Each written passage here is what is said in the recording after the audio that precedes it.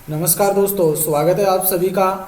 आज हम बात करने वाले हैं, अभी हाल ही में सितंबर माह में रीट की परीक्षा आयोजित हुई थी और उससे संबंधित अभी प्रारंभिक शिक्षा निर्देशालय बीकानेर के द्वारा रीट विज्ञप्ति 2021-22 आई है। तो उसके अनुसार ये जो भर्ती निकली है उसमें कौन कौन से स्टूडेंट अप्लाई करने वाले हैं, क्या क्या किन किन बातों का हमें ध्यान में रखना है और कौन कौन से डॉक्यूमेंट्स हमें चाहिए, वो भी इसमें हम इस वीडियो के अंतर्गत हम बात करने वाले हैं। तो ये जो फॉर्म है ये 10 जनवरी यानी कि आज से स्टार्ट हो गए हैं और इसमें किन किन बातों का हमें ध्यान में रखना वो इस वीडियो के अंतर्गत हम बात करने वाले हैं।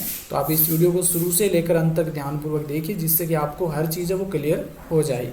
इस भर्ती में वही कैंडिडेट्स अप्लाई कर पाएंगे जिन्होंने सितंबर 2021 की परीक्षा है, सितंबर 2021 में जो रीट की परीक्षा है वो पास की है। तो जो रीट की परीक्षा जिस कैंडिडेट ने पास कर ली है वो ही इसमें अप्लाई कर पाएंगे और जिन्होंने 90 से अधिक अंक अर्जित किए हैं, यानी कि 90 अंक से अधिक अंक अर्जित किए हैं, वो ही इसमें अप्लाई कर पाएंगे।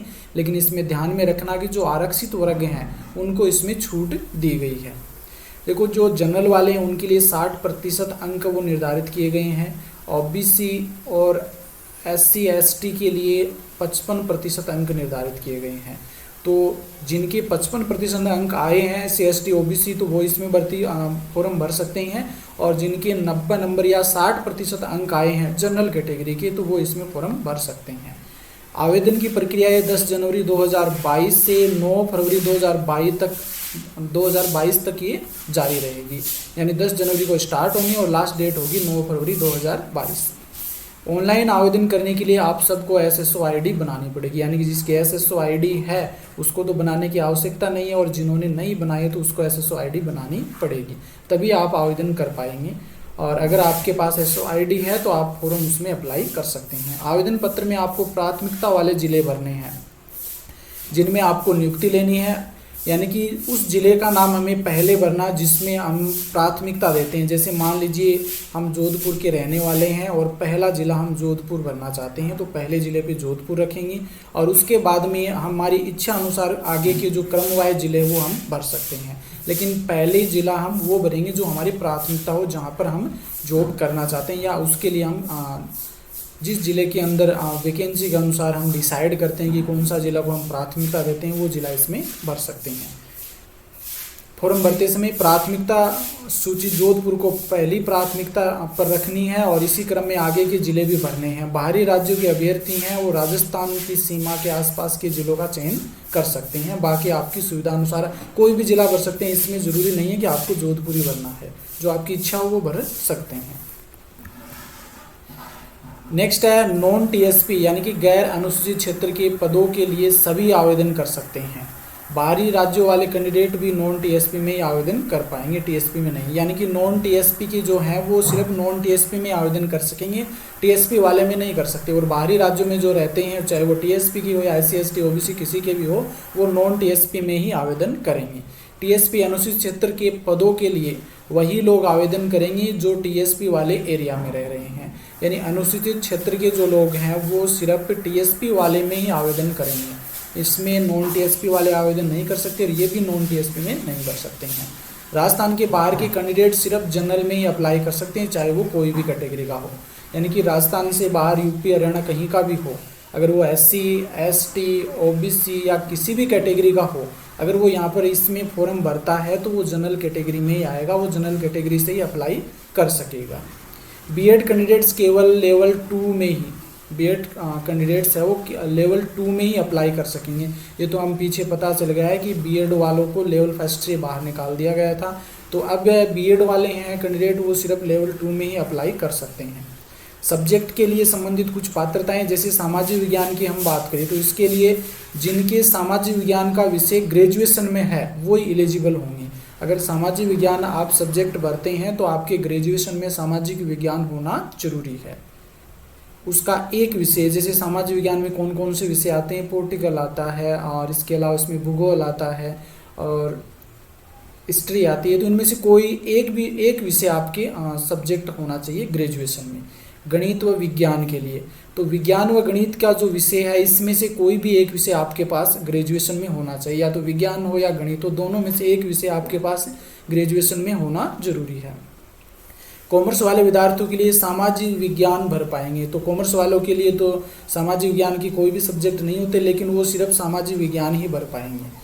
हिंदी के लिए हम बात करें तो आपकी ग्रेजुएशन में हिंदी विषय एक वैकल्पिक विषय के रूप में होना चाहिए। देखो ग्रेजुएशन में वैसे तो हम फर्स्ट ईयर की एग्ज़ाम देते हैं तो सामान्य अंग्रेजी और सामान्य हिंदी आती है, लेकिन वो नहीं होगा इसमें।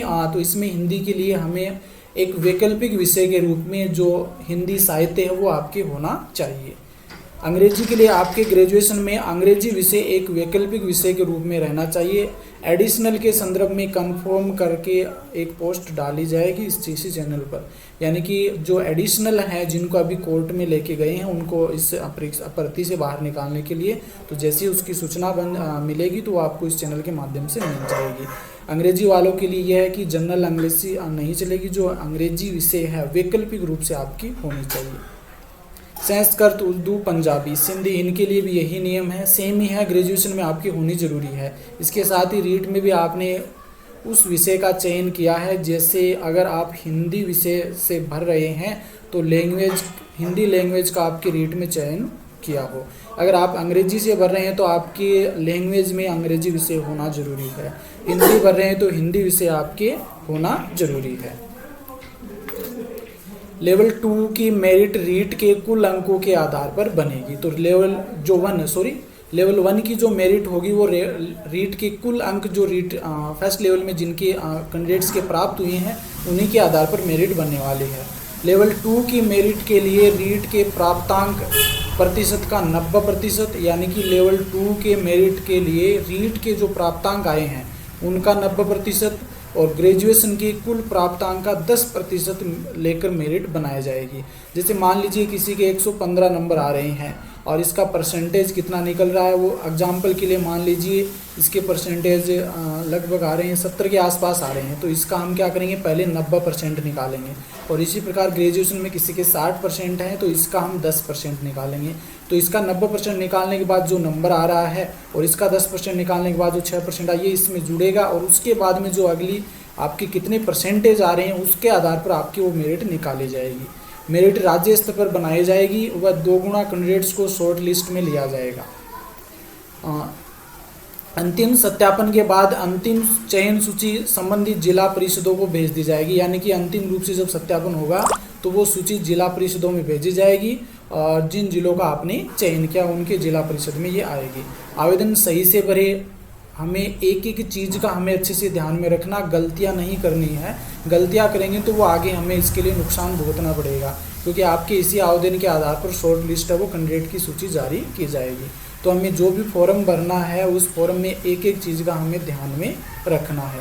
रीट 2021 के लिए रोल नंबर, अंक, दिनांक ये सब सही से भरे। ये चीज़ों का नाम है, जन्म तिथि है, रोल नंबर है, अंक, दिनांक, ये सभी चीज़ें हमें आराम से धीरे धीरे सही देख के भरनी है, गलतियां नहीं करनी है। जिन्होंने अभी तक रीट का फॉर्म नहीं भरा है वे इसे लेकर कंफ्यूज ना हुए। नई वैकेंसी, ये तो हमारे जो रीट की अभी विज्ञप्ति आई थी जिसमें जो जिन्होंने रीट पास की है उसके लिए इम्पोर्टेंट है दिशा निर्देश जिन्हें हमें ध्यान में रखना है। और जिन्होंने रीट की परीक्षा नहीं दी है तो उनके लिए अभी 20,000 वैकेंसी और आ गई है, तो वो निराश होने की आवश्यकता नहीं है। 14-15 मई 2022 को ये एग्ज़ाम होनी है और 20,000 पदों के लिए बस नोटिफिकेशन आना बाकी है। तैयारी रखें जारी, जिससे कि आप आगे कुछ बच्चे जो शुरुआत में तैयारी करते हैं उनसे आगे निकल सके। तैयारी आपको जारी रखनी है रीट परीक्षा की, क्योंकि 14-15 मई को 2022 का एग्ज़ाम होना है। तो 20,000 वैकेंसी है। जिन्होंने रीट परीक्षा 2021 है उसमें उत्तीर्ण नहीं किया तो उनके लिए अच्छा सुनहरा मौका है। एडमिशन डेट के बारे में 12वीं किसी पर आपको 12th क्लास की एडमिशन डेट और 10वीं क्लास की टीसी पर 10th क्लास की एडमिशन डेट मिल जाएगी। अगर आपको 10वीं और 12वीं एक ही विद्यालय से करी है तो 12वीं की टीसी आपको 10वीं और 12वीं दोनों की एडमिशन डेट मिल जाएगी। यानी कि इसमें एडमिशन डेट की बात करें तो 12वीं और 10वीं की जो मार्कशीट है उन पे मिल जाएगी। अगर दोनों एक से किए तो आपको टीसी में मिल जाएगी डेट। तो ये थी आपकी रीट की जो विज्ञप्ति आई है भर्ती है उससे संबंधित कुछ महत्वपूर्ण बातें। चैनल पर जुड़े रहिए, आगे आने वाली जो न्यूज़ सूचना है वो आपको जल्दी इस चैनल के माध्यम से मिल जाएगी। धन्यवाद।